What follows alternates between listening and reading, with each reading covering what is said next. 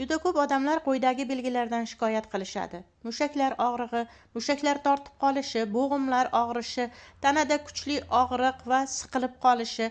Yaqinda menga bir ayol 2 yil davomida bo'yni tortib qolishi va mushaklarining qattiq og'rishi haqida shikoyat qilgan.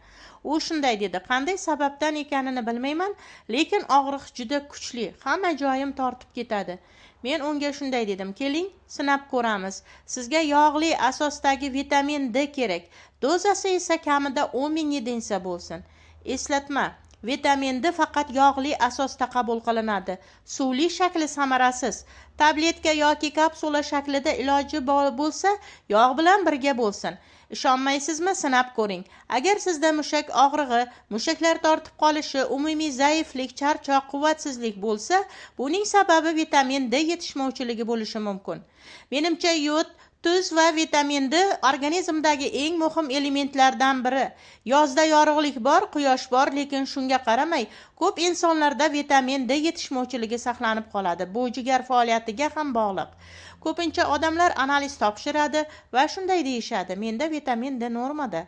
Bu yerda analizlar emas, simptomlarga e'tibor berish kerak. Chunki ba'zi endokrinologlar biladi, agar vitamin D ning gormoni baland bo'lsa, bu organizmda yetishmovchilik bor deganidir.